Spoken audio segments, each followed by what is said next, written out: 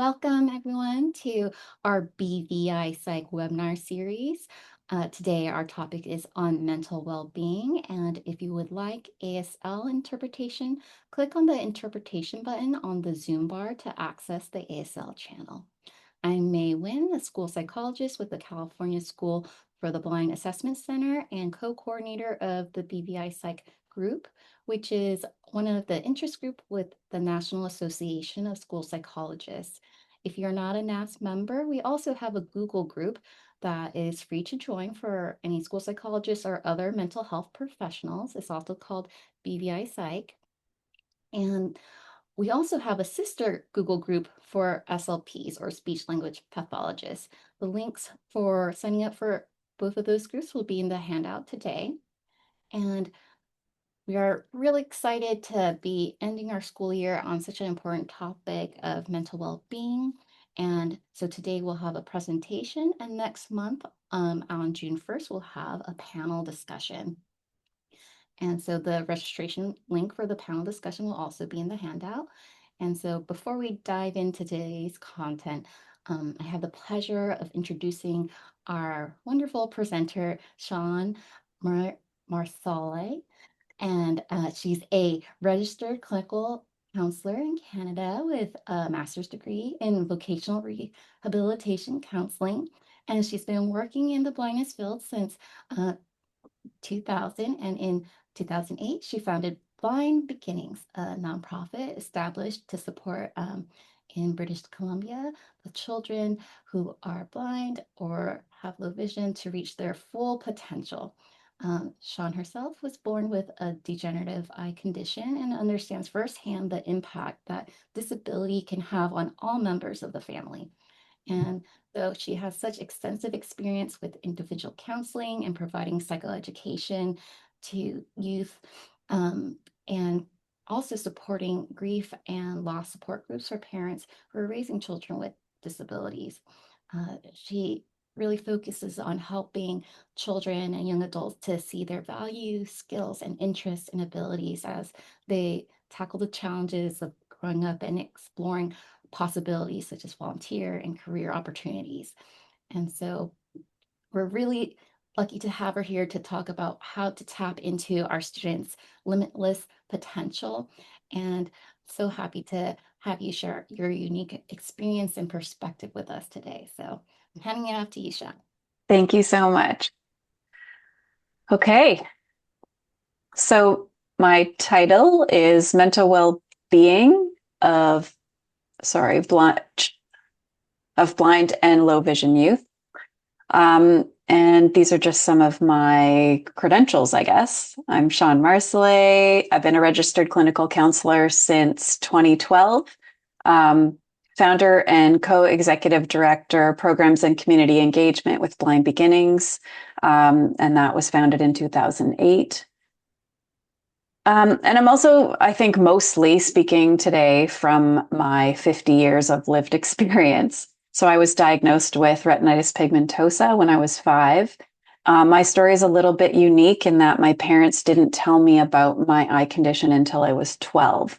So for the first 12 years of my life, I kind of just thought I was a typical kid. I wore glasses from like 14 months old, but lots of people wear glasses. And I had the more traditional tunnel vision, but I didn't know that. And when you don't know how everyone else sees, you don't necessarily know that you see differently. So finding out at 12, it's funny, I have a 12-year-old son now, and so it's made it real for me, like 12. Imagine telling him at this point in his life, you're just sort of starting to be a teenager almost, on the verge of this independence, and then finding out that you're going blind. It was quite a shock, and it made my adjustment more challenging. I would say by the time I was 18, I wasn't able to read print anymore or recognize faces, but still had some usable peripheral vision. So it way off in the periphery. And today I still have light perception, but that's about it. So in addition to sort of the lived experience of losing my vision, I've been working in the field for about 26 years now. and primarily with children and youth and families. So I'm speaking to you today from that experience. I'm not a researcher. All of my stats have been Googled. So it's really what I've seen in the work that I do, and just what I experienced as a teen myself is the perspective I'm sharing today. Next slide. So this is the overview of what I'm going to talk about today. I'm going to provide some basic information about blindness, just in case there are some folks who this is new for you.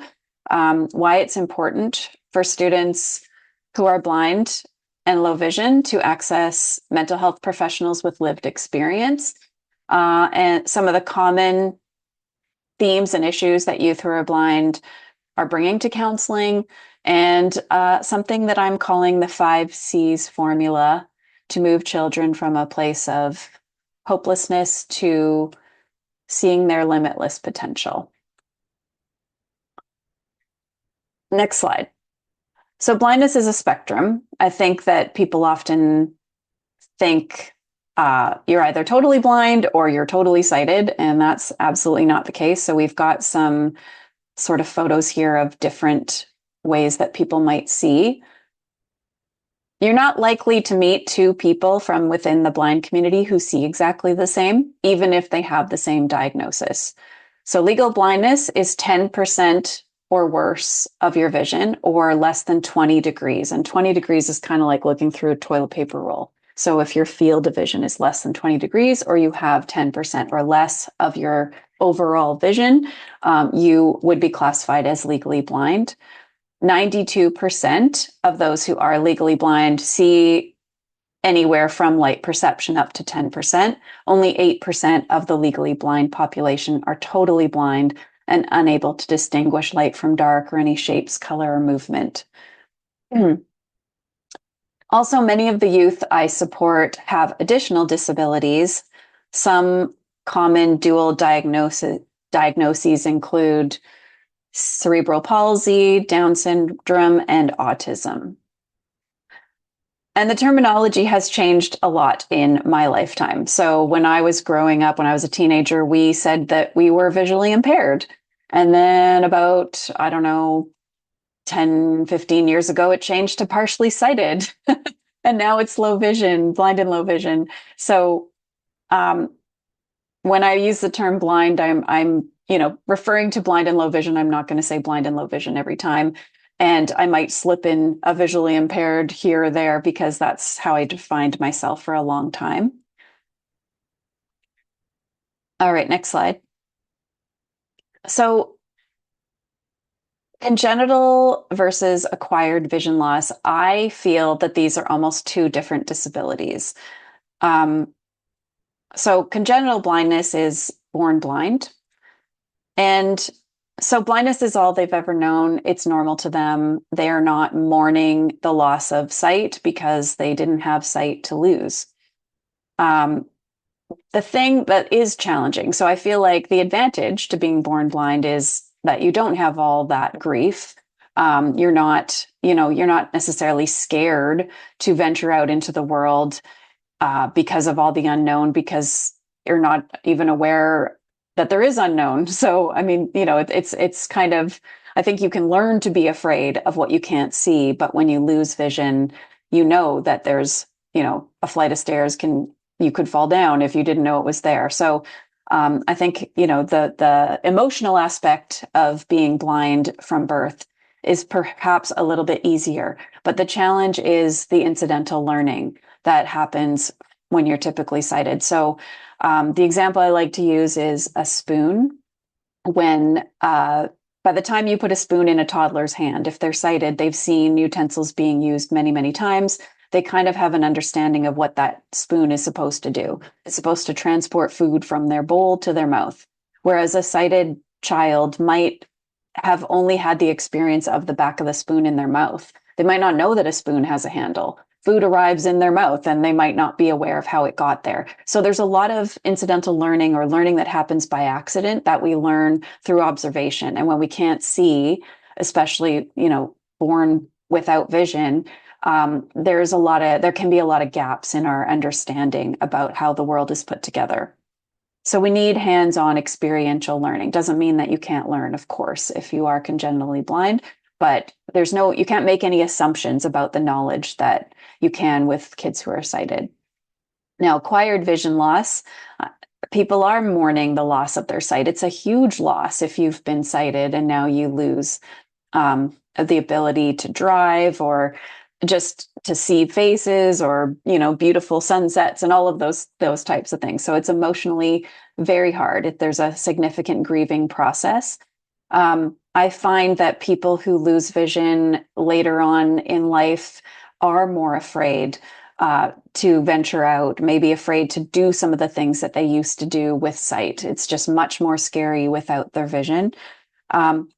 But they will have a full understanding of concepts and how the world is put together. So they're very different. And I think whether a youth was born blind or lost vision during their childhood or adolescence, or whether they're facing more vision loss, are important factors when we're talking about mental health.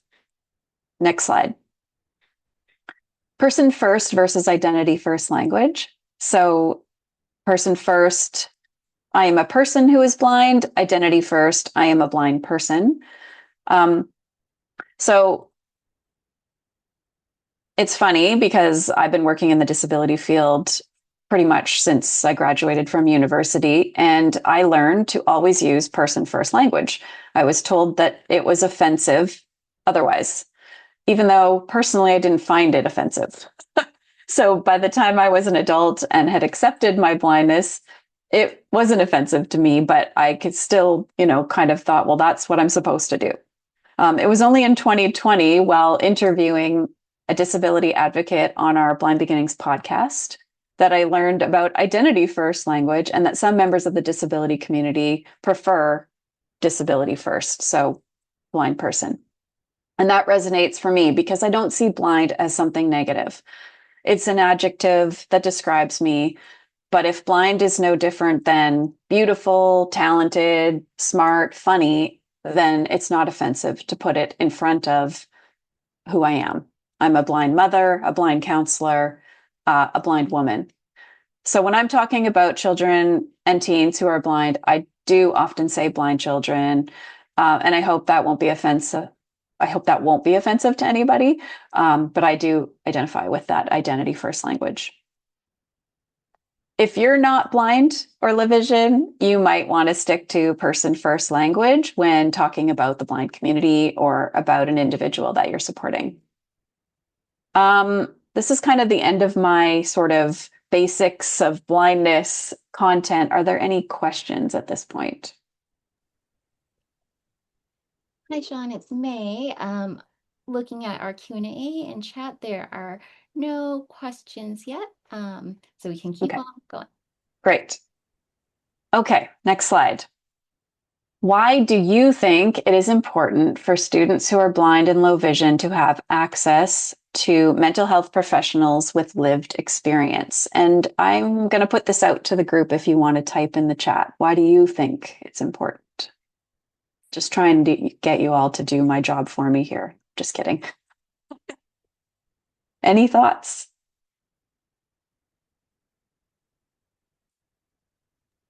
And so I'll read some of the comments. Sure.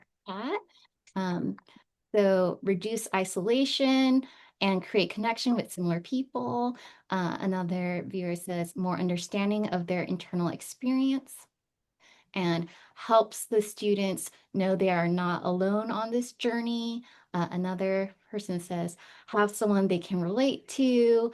And then thank you so much for everyone. It's like my chat keeps on going up. It's important to have an elder who they can see is successful. And yeah, lots of great ideas here. Okay, those are great. Awesome. Okay. So at Blind Beginnings, we have ventured into a partnership with the Provincial Resource Center for the Visually Impaired called Visual Impairment Affirmative Counseling. And basically, they have a pot of money, and we can invoice them for up to 8 sessions with any student from kindergarten to grade 12 who is registered with PRCVI to receive counseling from a counselor who is blind or visually impaired. So we have a few other counselors in addition to myself that we contract with who all have lived experience of blindness. And it's been really fantastic. After those 8 sessions, if people need more, I can sort of advocate for more as long as the funding remains. So that's been really great, because up until this last year when this program started, we were relying on grants and individual donors to fund all of our programs, including counseling. So I don't ever want a child or youth who is blind to not have the mental health support that they need because of funding. So, okay, next slide. So non-disabled counselors often or likely have unconscious bias about blindness. So mental health professionals are objective listeners. They offer a safe, confidential, and non-judgmental space to explore personal issues. Yes, they do. And they can still have unconscious bias. So my first real experience with counseling, I was in university, I think it was my first year of university. And I sought out counseling because I was having some challenges in my romantic relationship at that time. My boyfriend was controlling and had unpredictable moods, could be possessive, and I was trying to figure out whether this was an unhealthy or abusive relationship. We were 15 minutes into our first counseling session when I casually mentioned that I was visually impaired. At that time, I would kind of walk around campus with my cane folded in my hand, but nobody knew what that was. And for the most part, I was still hiding. So my counselor stopped me in the middle of my sentence and said, "Wait, you're visually impaired. You didn't tell me that." And, kind of asked me a bunch of questions. She then proceeded to focus our sessions on the fact that I had not disclosed that I wasn't using a white cane. And my homework at the end of each session for the weeks that I saw her was to go to a grocery store using my cane and ask for assistance to get my groceries. And I was living independently. I was about 20 years old at this point, and I was a pretty capable person. And yes, I should have been using a cane, but that's not why I was in counseling. So after I finally did the homework, it took me a few weeks to do that, because was really hard for me to use my cane and ask for help. So yes, I did need some counseling around that, but that's not, again, why I was there. So after I finally did the homework, she told me that she thought I didn't need counseling anymore. And I trusted that she knew better than me. I was a young student, and so we stopped counseling. And I stayed in that unhealthy relationship for 3.5 years, and it definitely got worse, and it absolutely was abusive. So I think this is an example of that unconscious bias. So she had ideas about blindness, about how I should be navigating in the world, what was important, and lost sight of why I was actually there. And I can see now as a counselor that perhaps, if I can, maybe I can see where she was coming from, but I was not ready to stop counseling. So, finding my own value in myself and being comfortable with who I was and sort of building self-esteem might have made me realize that I deserve to be treated better by this boyfriend. But we were nowhere near that. So yeah, I think this is just one example. And just because you are a mental health professional does not automatically mean you don't have bias about disability. And I can tell you from going through the master's program with other students in the program that some of the fellow students treated me in a very patronizing way. And even some of the instructors in the program didn't, had some, I don't know, treated me differently because of my disability. So I think it's really important to do the work. of learning about disability if you're going to support somebody. And so if you have that lived experience, that you just don't have to do all of that. You kind of, you already get it. Okay, next slide. A client should not have to teach their therapist about disability issues. So the APA defines the medical model of disability as a bit, well, I'm just going to summarize rather than read this, but we've got the medical model of disability and the social model of disability. Um, so put simply, the medical model says there's something broken that needs to be fixed within this, for this person to be a whole person. The social model says that the environment is broken, which is why this person is challenged to access it. And they're very different models. If you believe that a person who is blind will be better or more valuable if they could see, then that is an ableist assumption. So I think a sighted counselor can certainly learn about disability, but again, and I've already kind of said this, that learning should happen external to your time with the client who is blind. What tends to happen instead is that the client is the one to teach the counselor through the counseling process, which is really not fair to the client. When the counselor has the same disability as the client, none of that is a concern. Next slide, sorry. So every blind/low vision youth is different, but there are many challenges that we commonly see in therapy. I am able to earn a client's trust pretty much right away by sharing a brief summary of my own blindness journey. I usually include something about not how I didn't want anybody to know that I was blind as a teen, or feeling embarrassed to use a cane or assistive technology. And I hear that, me too, which is just the cue for me that I've made a connection and we can move forward. So I do think that it's a huge advantage in just establishing rapport and trust right away. I'm going to pause for questions. Any questions about anything I've been Yeah. sharing? We have a good amount of interest in your blind beginning services, and people are wondering, do students need to be a Canadian citizen to participate in the blind beginnings offerings? Yeah, they do. At this point, we are only serving British Columbia families and kids. So our funding is focused to BC for now. Yeah. Right. Thank you. And just to let the audience know, during our panel discussion on June 1st, we are having other professionals with lived experience who provide services in other places. For example, I know off the top of my head, one person serves California. So there are others with lived experience. It's not just Shawn, but she is a wonderful resource. Yeah, thank you.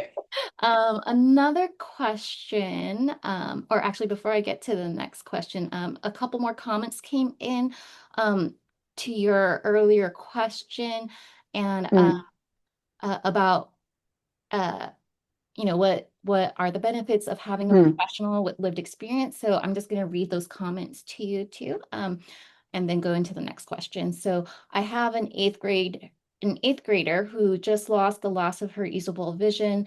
Definitely someone to talk to. Another person said might be the only person in their community with blindness. So it's nice to know there's someone else that's like them. And mhm, another attendee said they can relate to the professional and not feel alone. Another attendee said the two words, quote, lived experience, end quote, are important here. I believe it helps build deeper trust while also offering a role model support. mhm, Um, all right. And then now jumping to some questions. Um, do you think every school age child who is blind or visually impaired requires counseling around having a visual impairment? Or do you think some might be comfortable with living with having a visual impairment and might not need counseling? And so it's a couple parter. How would you assess that visual impairment is the issue they need counseling around versus the possibility of some other issue that might be troubling them? mm. Good question. Well, I mean, as a counselor, I think we could all benefit from counseling, whether we have a visual impairment or not. Um, no, I think so much depends on the environment that you're raised in, the attitudes of the people in your life. So if you're born blind and low vision, and your family is cool, there's sort of like, oh, I don't know. I don't know anybody who has had the perfect scenario, but I do think if parents get support in those early years, and at Blind Beginnings, we provide support to the parents as well, I think then they are better able to cope with sort of supporting their child when they get to that point where they start to notice their differences.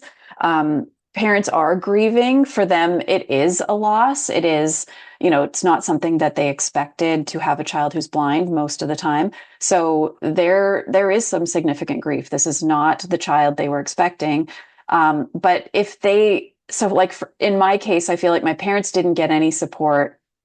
And I forgot to mention, that's why I started Blind Beginnings, was so that families today would get more support than my family did. But I felt after they told me that I could never talk about it again. It was kind of this taboo topic. It was this secret.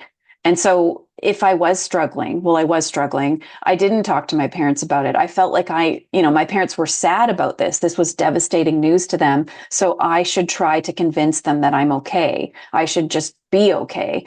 And so if you don't have people in your life, that you can open up to, who are not going to have their own feelings about it when you do so, then maybe you don't need counseling. But I do think you need people you can talk to, because every child who is blind, every person who is blind is going to have some challenges to face, some times of feeling left out, of feeling different, of being excluded.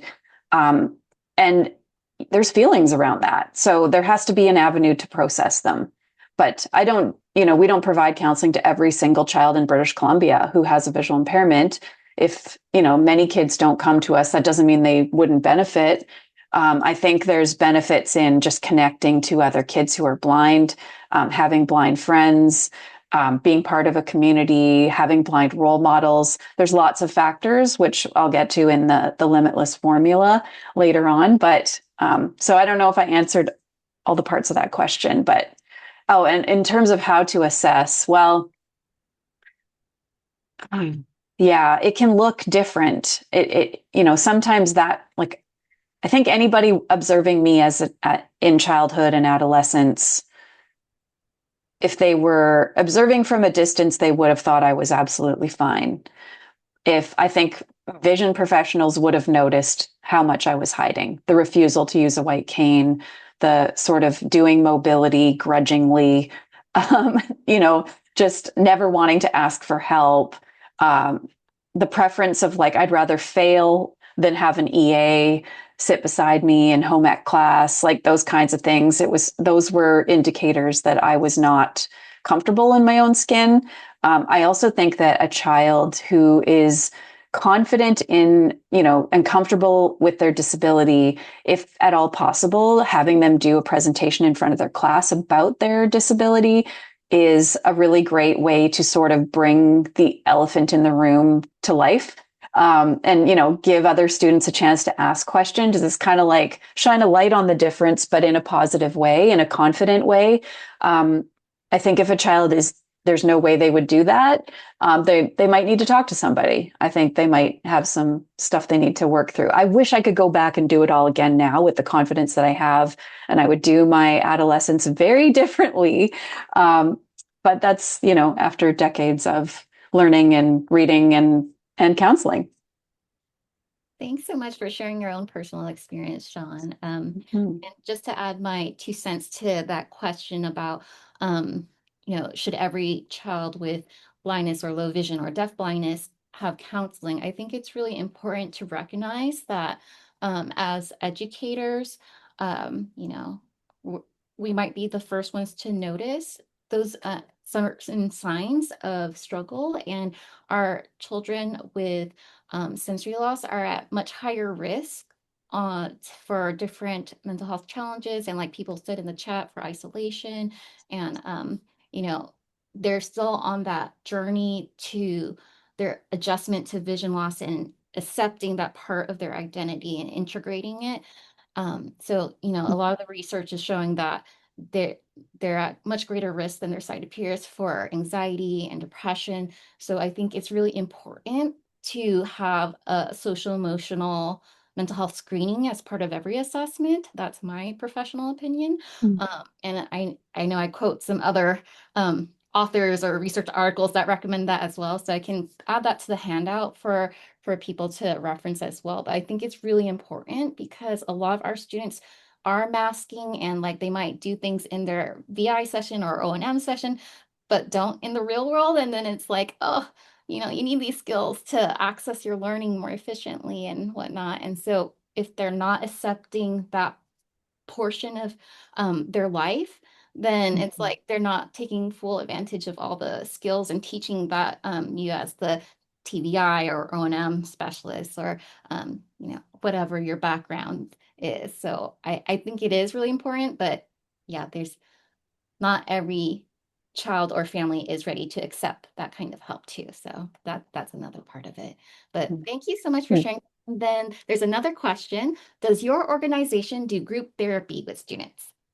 Yeah, so we do a parent support group, which is a 6 week group for parents. And then we also have drop in once a month.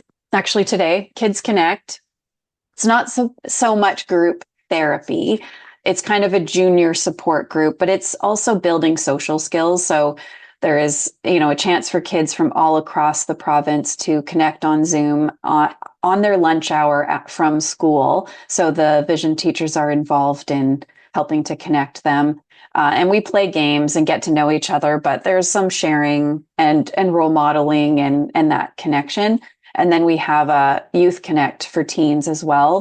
That's once a month. We've done drop-in youth support groups over the years, and we've done a closed 6 week group for youth as well.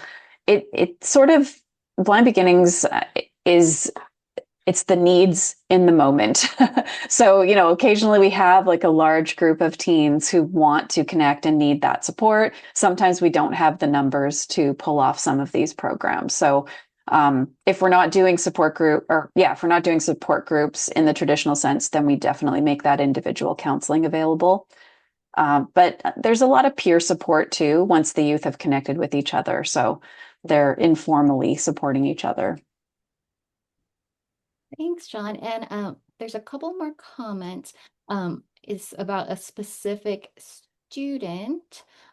Would you like me to hold this until the next question segment? Sure. Okay, Okay, let's great. do that. Thank you. Okay, so next slide. Why do blind children and youth need mental health support? So let's I'll ask you all, why do you think? And some of you have, I feel like some of the stuff has already been mentioned, but throw it out in the chat. Why do you think students who are blind need mental health support?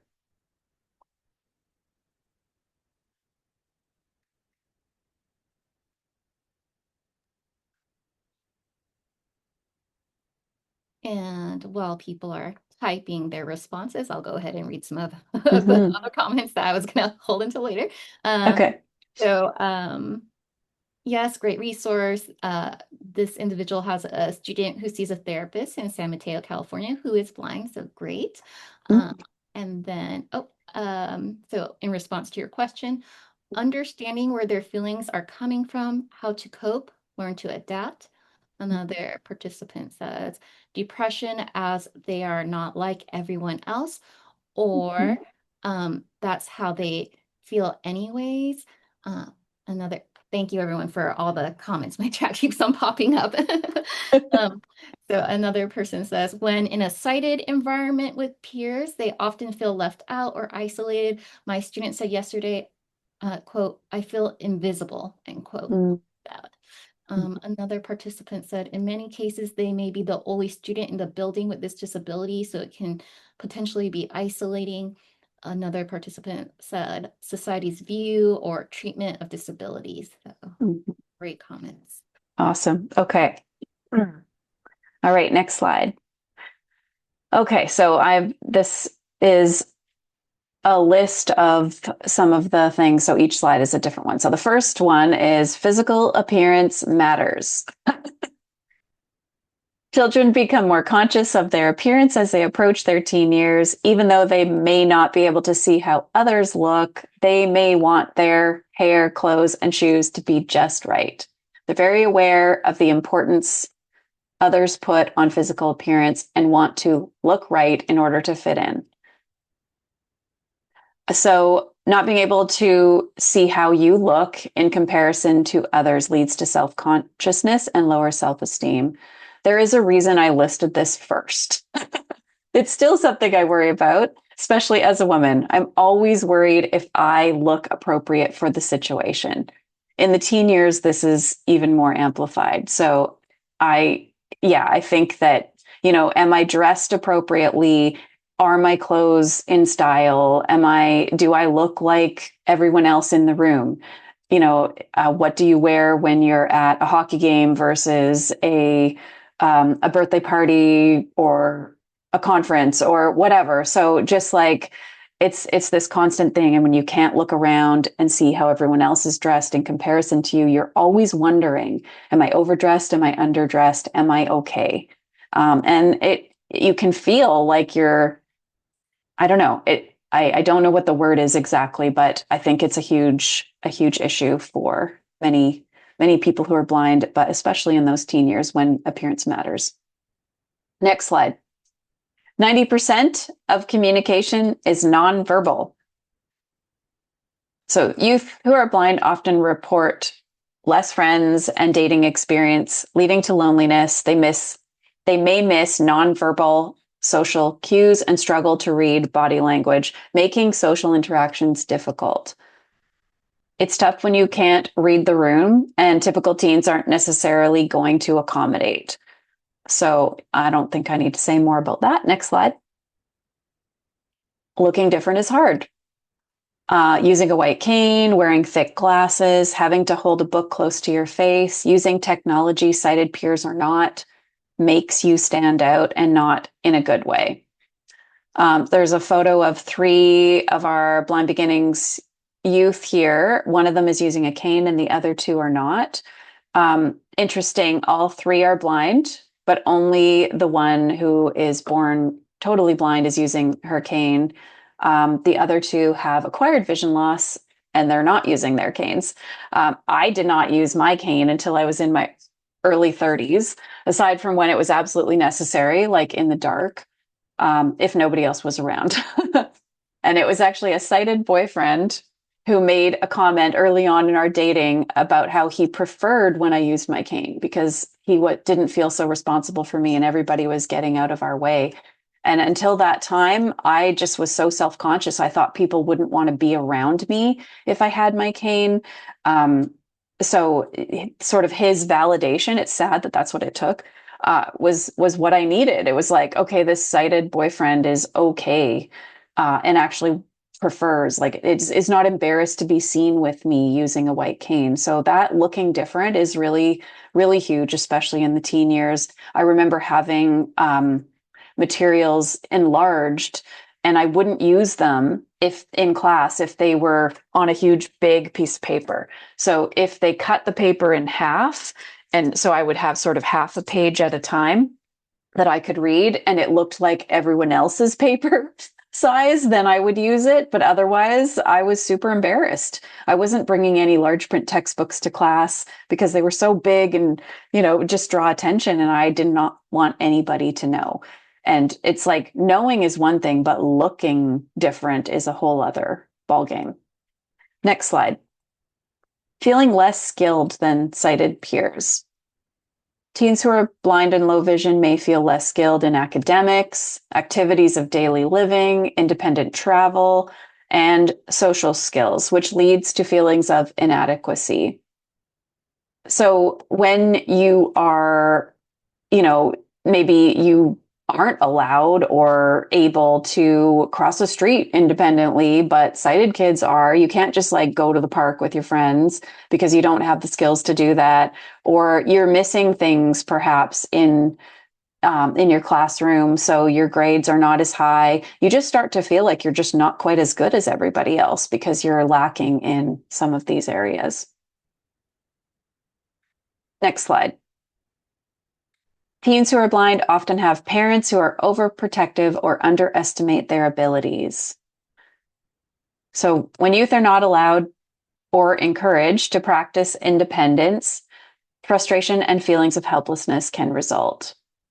So this is I have an example. My mom always served up my plate of food when I was a kid, teen. Let's be real, she still does it.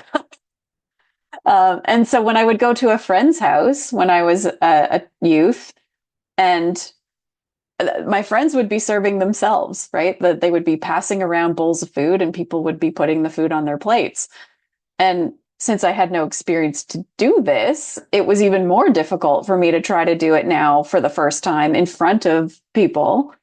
And I would usually mess up in some way, like, maybe it didn't quite, all the food didn't land on my plate, or the empty spoon. I thought I had a scoop, but when it got to my plate, there was nothing there, or, just any of those little incidents that happen when you haven't had any practice.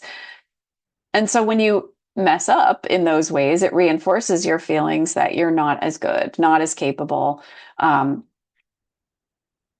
think also just, yeah, I mean, my parents were super overprotective as well in just letting me do things, try things. And then when you haven't tried or done as much as sighted peers, you also can become scared to try. I was afraid of everything as a kid because my mom sort of presented the world as this scary place. Oh, be careful, Shawn, be careful, be careful. But I didn't really know why I had to be careful.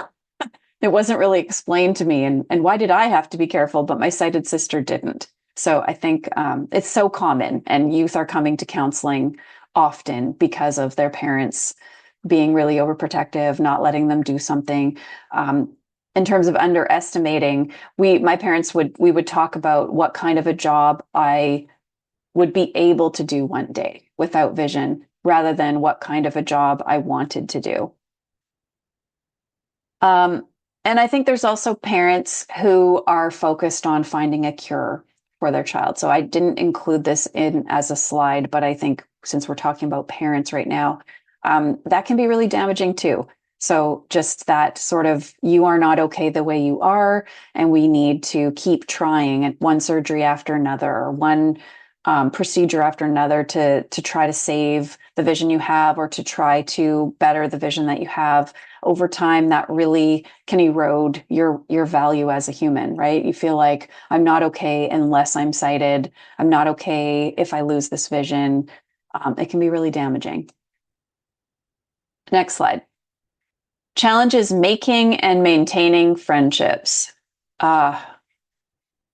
Making friends as a teen who is blind/low vision can be challenging due to missing nonverbal cues, misconceptions sighted teens might have about blindness, limited mobility skills, or experience traveling independently, society's heavy focus on visual social media and fashion.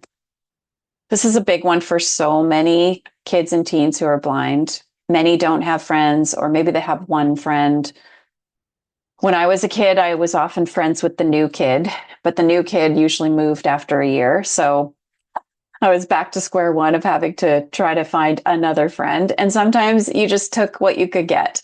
So I wasn't, choosing friendships based on like interests. I remember one friend in grade 4 was really, really into horses, and I am not an animal person. And every recess and lunch we played horses, but I was desperate. She was my only friend, so I played horses with her every single day, and it wasn't fun, but it was better than having no friends. So I've got this. It's difficult to feel equal in a friendship when your friend guides you, reads you the menu, and drives, and you're not able to reciprocate. And this translates into adulthood too. You can often sort of question what you're bringing to the friendship if you can't do some of those sort of concrete things that your sighted friends are doing for you. And sometimes this leads to holding back, not putting yourself out there, initiating going to the mall with a friend. If you're blind, it comes with, you need to guide me and you need to tell me, help me find clothes that are my size and tell me how much they are and give me feedback on how they look. And I can't do that for you in return. So maybe you don't invite your friend to go to the mall because it's going to be too much work for them. So those feelings of insecurity, inadequacy can really impact the ability to maintain friendships. Next slide. Tired of advocating. So youth who are blind / low vision are constantly advocating. They're dealing with personal questions about their vision, advocating for access, convincing adults that they can participate safely, asking for an opportunity to please let me try. And this can be exhausting. In counseling, I hear about the situations where advocating didn't work. And that is unfortunately way too common. So it might be a classroom teacher who's just not willing to make accommodations for the student to do whatever the assignment is, or the PE class where, they're in the weight room by themselves every single time because nobody's willing to just try using a different colored ball or a ball that makes noise. Or how about we just don't play a game where there's balls flying through the air? Can we do a sport that doesn't involve a ball? So yeah, it gets tiring, and it's a part of life. When you have a disability, you're going to have to advocate, answer questions for your entire life. So it's building up resilience to handle that, and learning. Just because somebody asks you a personal question about your vision doesn't mean you have to answer it.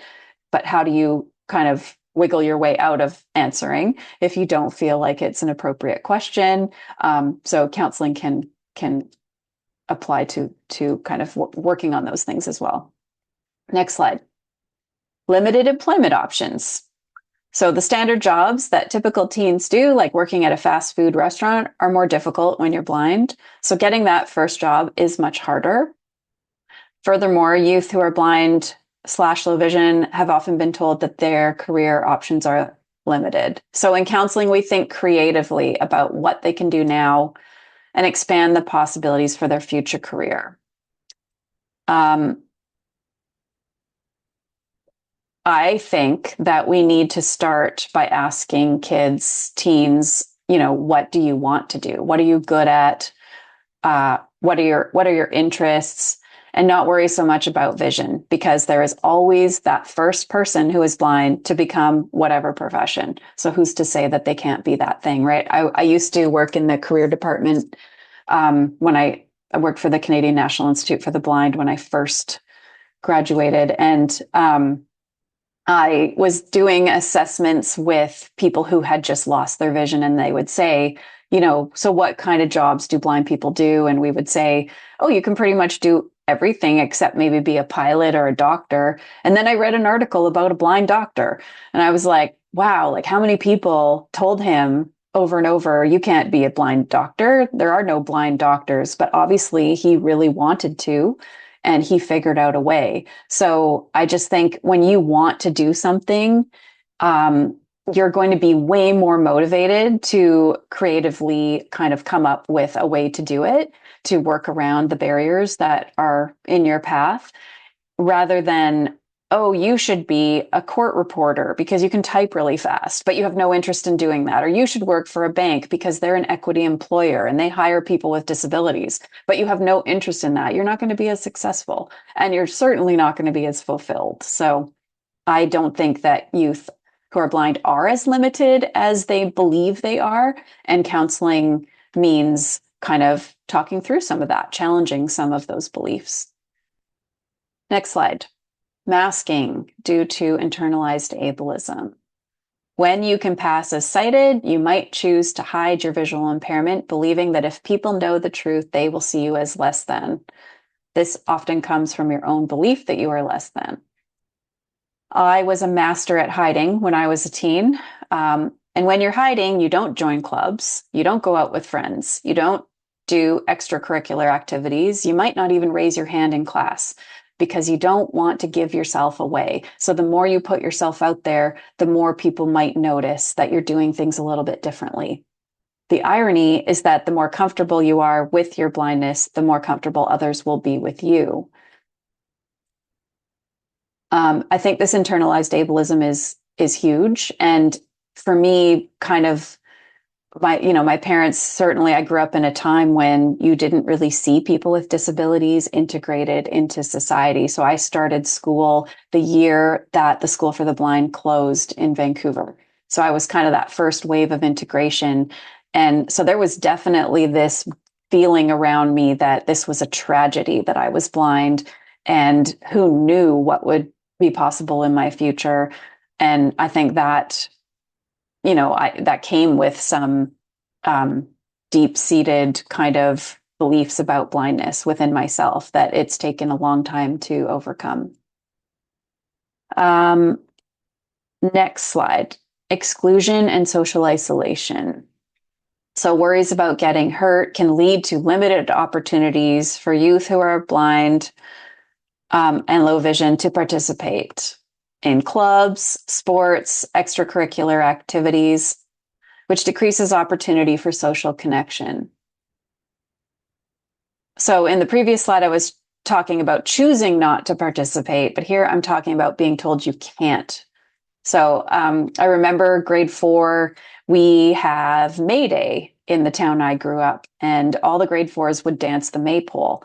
And I was always very good at memorizing. So I memorized the steps of the dance. I could, we all held on to these ribbons, and you had to like have a partner and weave your way through. And it was a complex series of steps to make the ribbons create this really cool pattern on the poles. And I was nailing it, man. I had it. I learned all those steps. I never went the wrong way like some of the other kids, but I wasn't allowed to dance the maypole.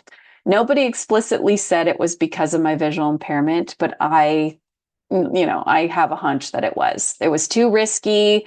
That, what if I trip? What if I embarrass myself? What if I mess up the ribbons? And all the elementary schools came together for May Day, and each school grade 4 class would dance the maypole. So they, it was like it would be in front of this huge stadium of people. And I'm a little bitter about it still that I didn't get to. So I think, I missed out on that opportunity, and that's just one example of many. And it sucks. It sucks to be left out and excluded and have to sit on the sidelines while the rest of your class goes and does this thing that you really wanted to do. Next slide. Anxiety. Youth who are blind experience significantly higher rates of anxiety, up to 64% compared to sighted peers. This can be due to social isolation, unpredictability of their environment, barriers in daily activities, struggles with peer relationships, self-esteem, and school performance. I think anxiety is huge. I don't know if I know somebody who's blind who doesn't have anxiety. It's pretty common in the typical population as well, but very high in teens who are blind. Slide 20, or sorry, next slide. Overcompensating / functioning. So overfunctioning due to disability is a coping mechanism where individuals do more than their non-disabled peers in order to be seen as equal, or in an attempt to make up for their disability. From the time I learned I was going blind, I had this need to be the best at something. So in high school, I played 3 different instruments and was in the choir trying to get a solo or just excel in some way. After high school, I got into competitive sports, and I did 3 different sports at the elite level. I've always pushed myself to achieve, believing that if I'm great in some way, people will overlook the blindness and accept me anyway. I remember being at summer camp with other teens who are blind, and when I was a teen, and we would talk about how we were going to need more education than our sighted peers just to be seen as equal. And I think this really stuck with me. It's probably my biggest coping mechanism, and it's worked, and I have been very successful with all my achievements, but it's exhausting. And I'm finally at a stage in my life where I'm realizing, like, what if I was good enough all along? What if I didn't need to have all these achievements in order to be taken seriously, or in order to belong or have friends or be liked? So, I mean, this is Thankfully, I don't know if I see this one as much as I see kind of learned helplessness and insecurity, but it's been a big one for me. So it is out there. It does happen. Next slide. Depression and hopelessness. So, if you believe that your blindness means you are less likely to make friends, live independently, find a life partner, and be able to contribute to society, you're bound to feel hopeless. I felt this way when I first found out that I had this eye condition and I was going to be blind. I believed I would probably live with my parents for the rest of my life and never have a partner or a child or a job or any of those things. And it was really scary, terrifying, hopeless. And when you're feeling so hopeless, it absolutely can lead to depression.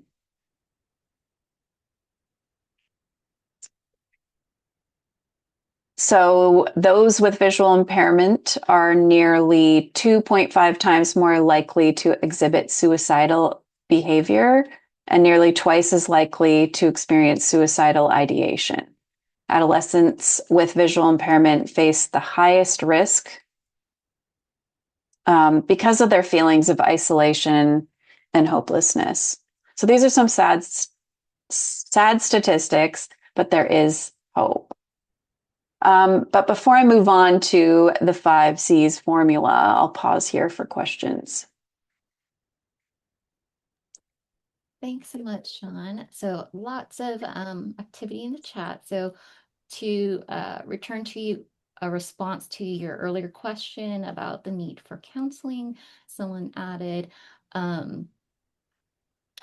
that, oops, I got a little bit lost in my own notes, that uh, they need to begin to develop strategies for coping in various areas of their life to learn what works for them. So yes, that's one of the reasons why a student might benefit from counseling. And then someone mentioned a specific case of I have a third grader who has goals to work on social skills based on a recommendation from his vision teacher, but he tends to prefer to play alone and struggles to approach others.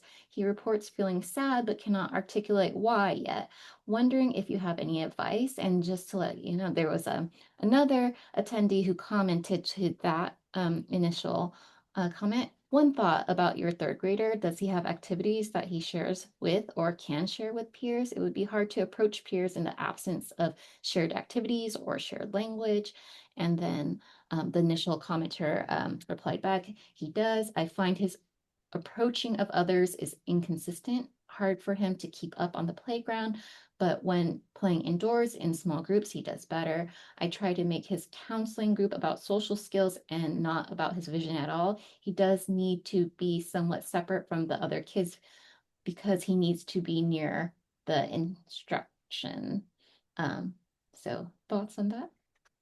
Yeah, I mean, I think partly it's the not knowing what's going on. So outside is more usually loud and chaotic and harder to track than inside. A smaller group is going to be easier. Just like kids are so, especially at that age, all over the place, and the game could change partway through, and he wouldn't necessarily know. They might be playing, Star Wars, and he's never seen Star Wars, so he doesn't know how to enter play. So I think the sadness is likely the feeling like he might choose to play by himself because it's easier. It's easier to say I'd rather play by myself than explain it's too hard out there with the other kids because I get left behind, or I don't really know what's going on, or I'm not sure, I'm not sure how to interact. I always had a book when I was a kid. I was always reading, and wasn't conscious of why I was reading. I loved reading, but it was also safe. I could have adventures through the book, and I wasn't going to accidentally trip and fall or, run into somebody or just embarrass myself. There's kind of that risk of embarrassment too. So it might be that counseling would be beneficial, but I suspect it's more a social skill problem. All right. And then the next comment is I often feel as a school-based O&M that I'm not equipped with the skills to better support my students who are struggling with social emotional aspects, and am spending a lot of our O&M time counseling my students on this instead of working on O&M skills. And Mhm. we've had heard from other O&M specialists and TBIs who share the same experience. So thoughts on that? Yeah, I can totally see that. I mean, that's where it's going to show up the most because time with vision teachers and O&Ms is when it gets real. And I was really awful to I mean, awful in a nice way because I was a very polite child, but just the eye rolls and the, huffiness. I hated anything to do with the blindness at that point in my life. I didn't want to be doing it. And so, how can you possibly teach somebody to cross a street when they've got all of this kind of baggage and emotions around using the cane in the first place or the fact that they need mobility. So I don't know. I think that emotional adjustment is so, so key, and it's going to be key to everything.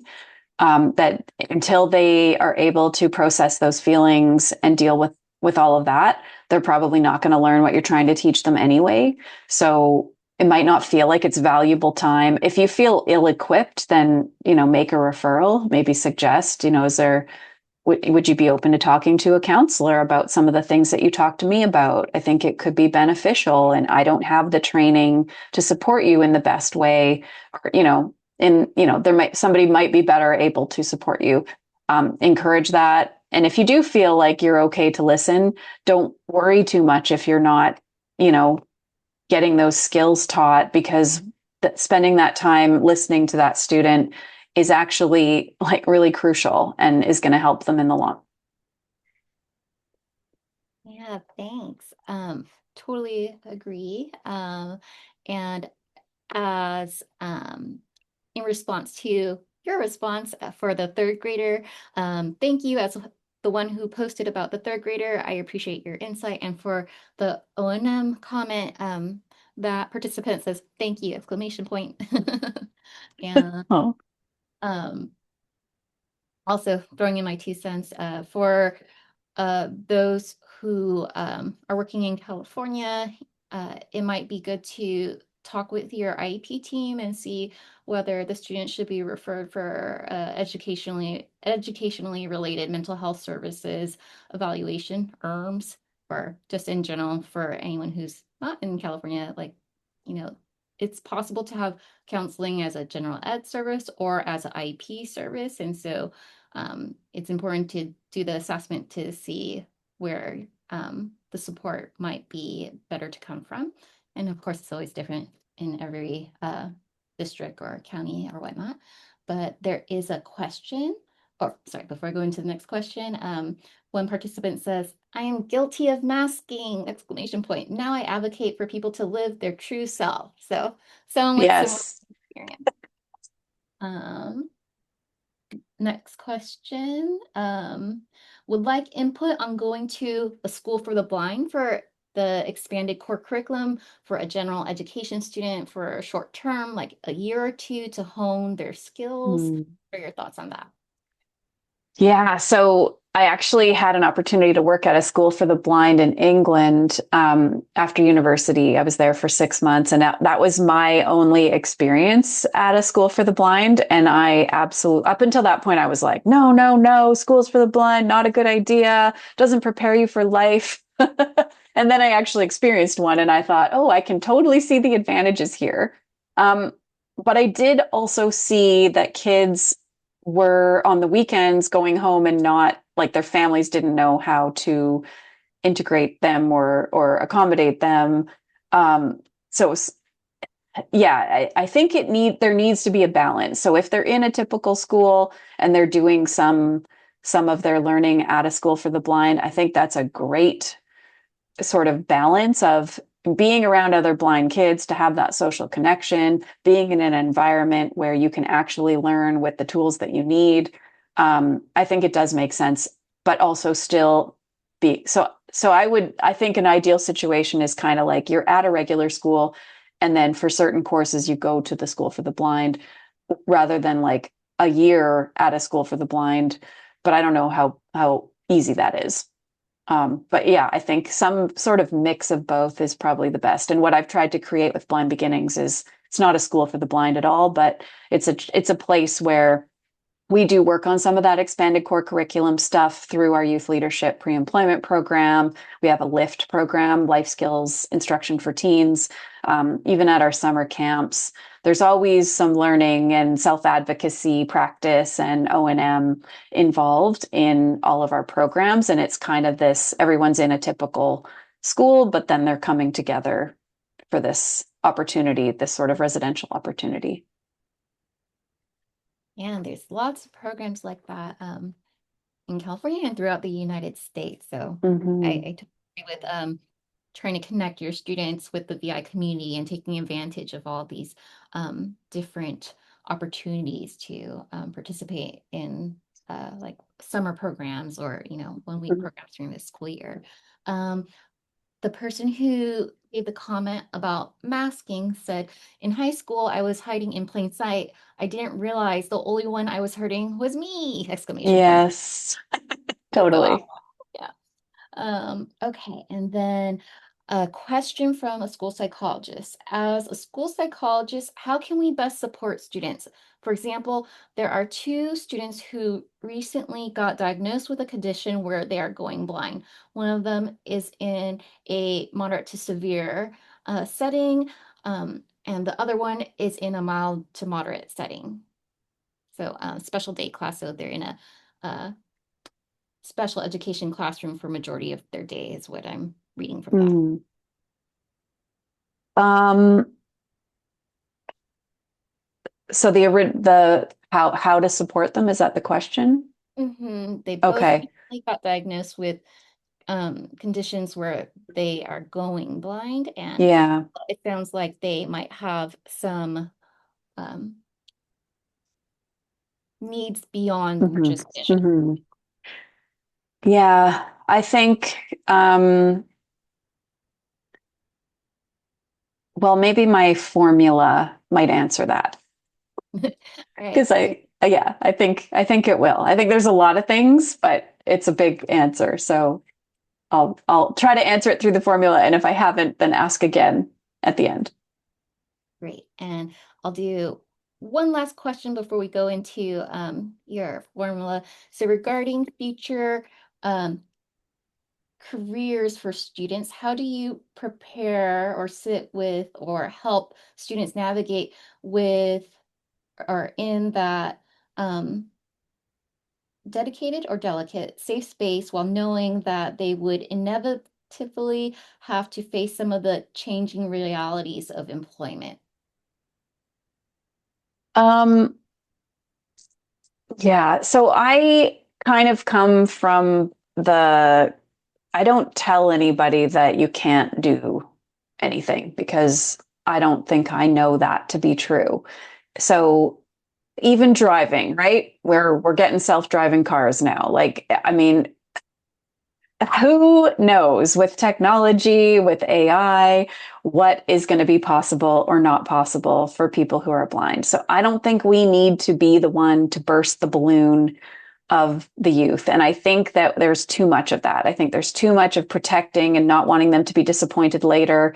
I encourage people to do their research. So if I have a youth who says that they want to be a doctor, well, then I want them to research. Are there any blind doctors? Is there any way to connect with that person to ask what that process has been like, what education looked like, what accommodations did they need?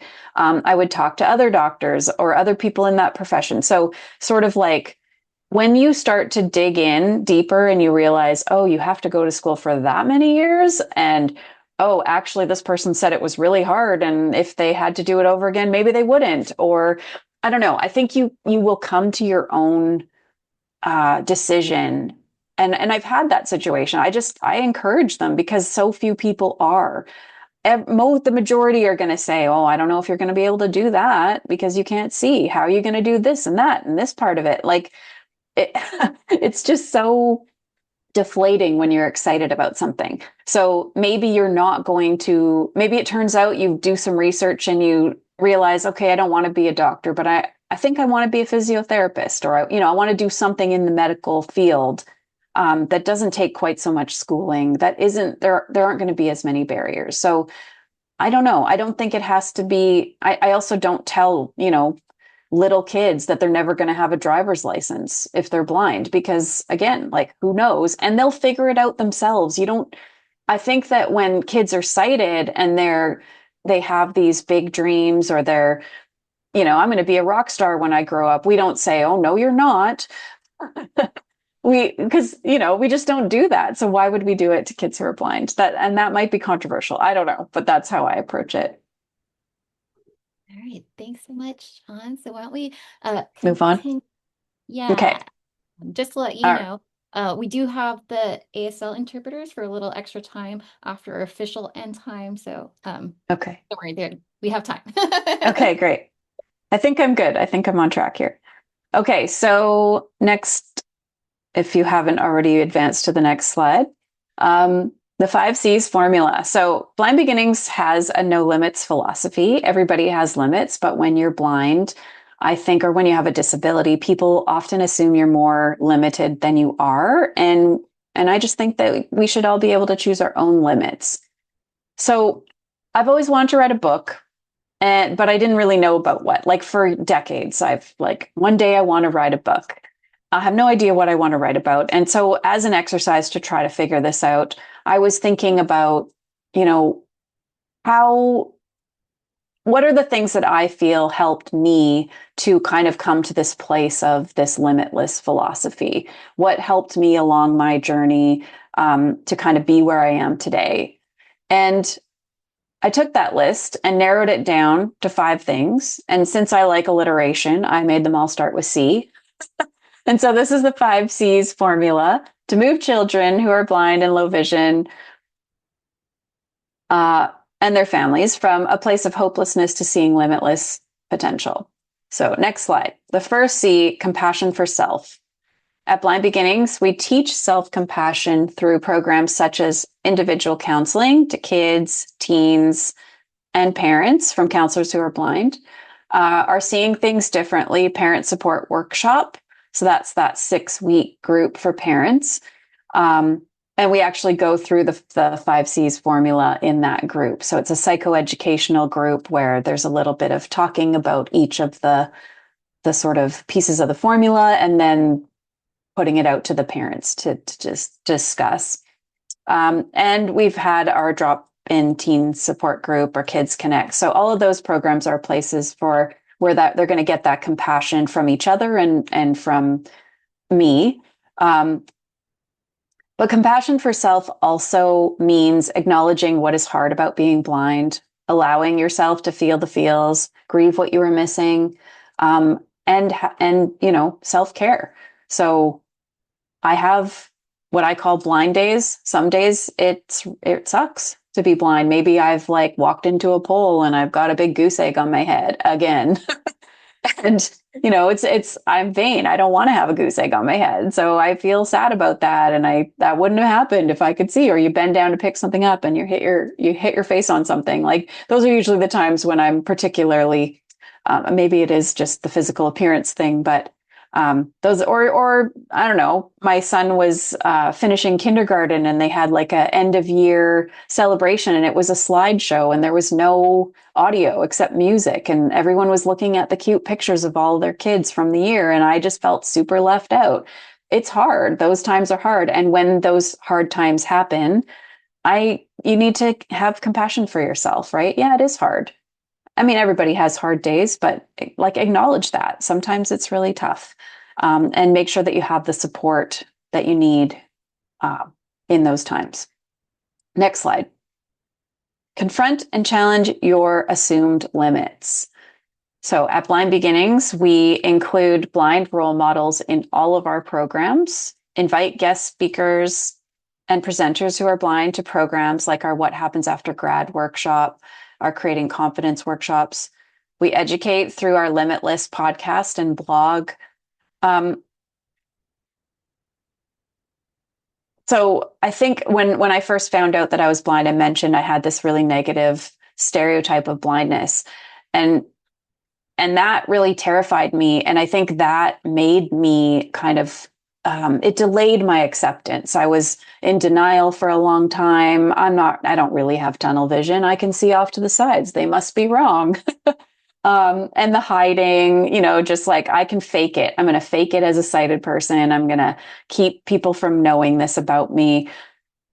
Once I started to meet other kids who were blind and see that they were cool, interesting, talented, funny, once I met some blind adults and realized that they had jobs and some of them were parents, they lived independently, I realized that blindness wasn't as bad as I had imagined.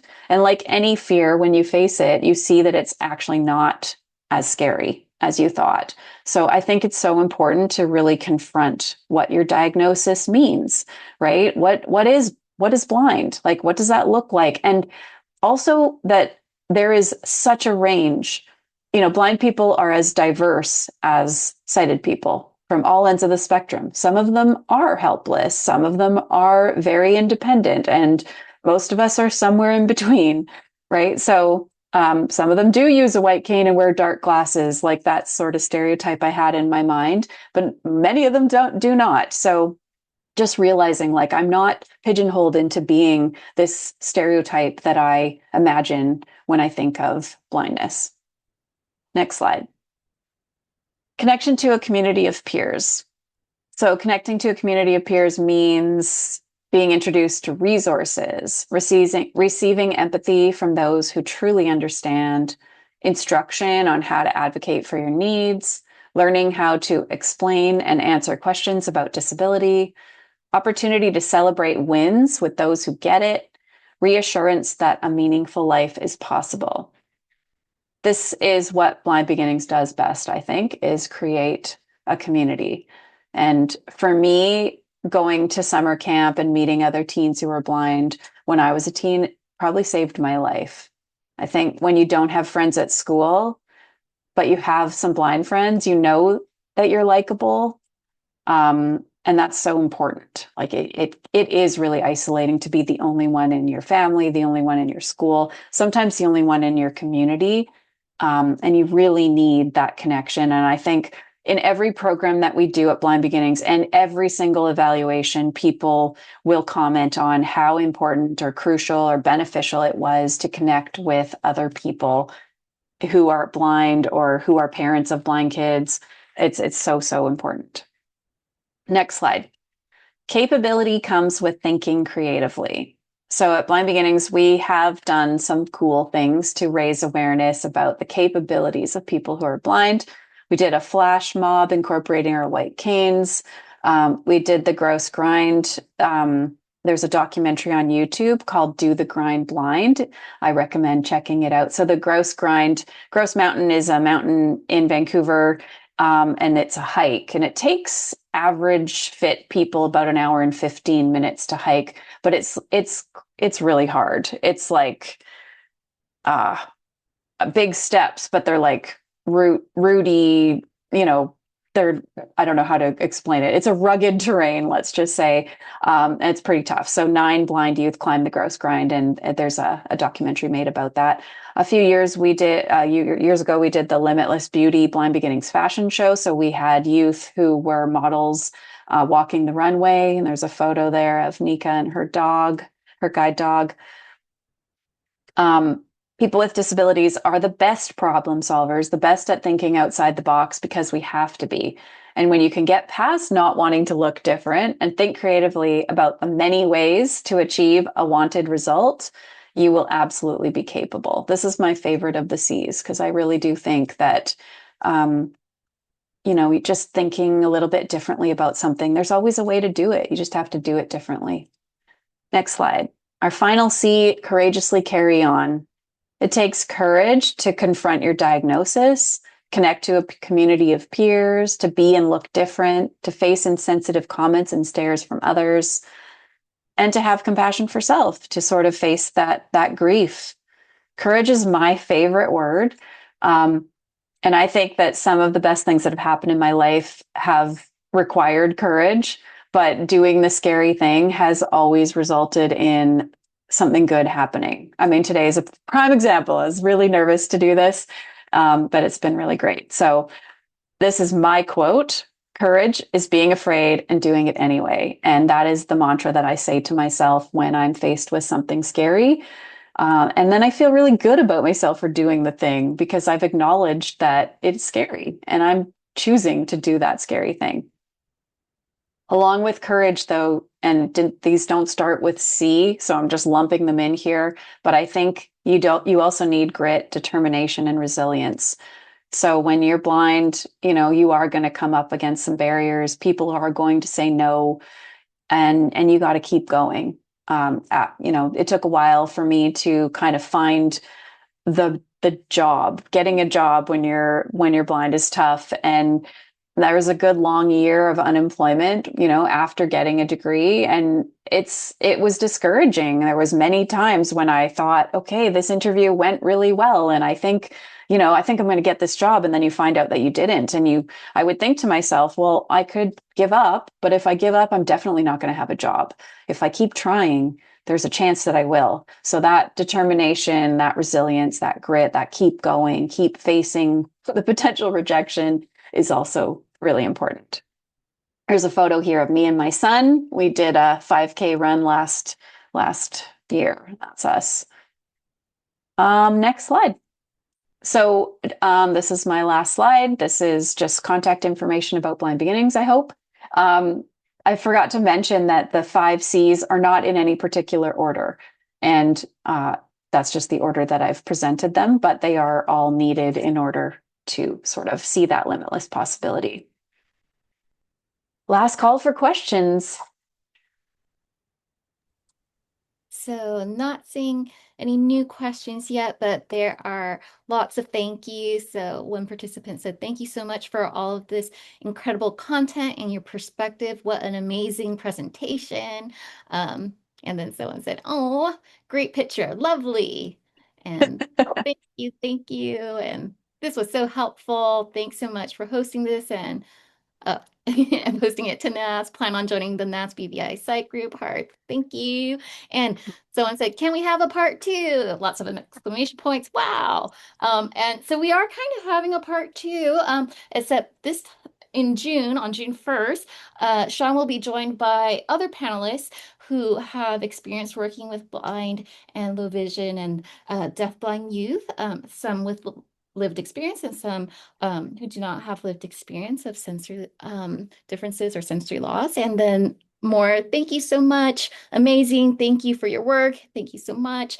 And for those of you who have put in the comments that you have students who work with a counselor or therapist who has lived experience, please feel free to share the handout and the link specifically to the BVI Psych group. Again, it's not only for psychologists, it's for any mental health professional who is interested in working with youth with blindness, low vision, or deaf blindness.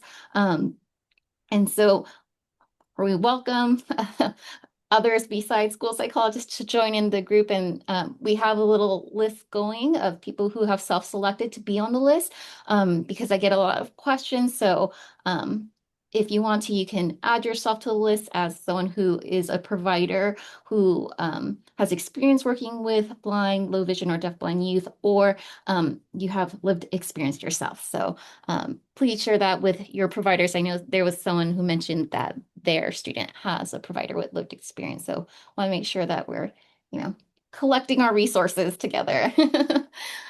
Let's see. Looking for more questions. It looks like just more thank yous. You did such a wonderful job, Shawn, addressing a lot of the questions along the way. Thank you. Good. That was really fun. Thank you for having me. Really always happy to share my experience if it's going to help other kids. Yeah, and if for those of you who are participating in the audience, oh, there is a question about the recording, and it says, "Awesome information and presentation." There will be a recording. I have been really bad about getting the recordings out in a timely manner. I will work on that, but I need to work on my evaluation reports first, so there may be a delay, but they will be going out eventually. And if you have any remaining questions that you think of before June 1st, please feel free to register and submit your questions. Or if you already registered and have thought of a new question, feel free to reach out and email me, and I can add it to our panel discussion list of questions. Well, seeing that there are no other questions, we can go ahead and wrap it up. There's one more comment.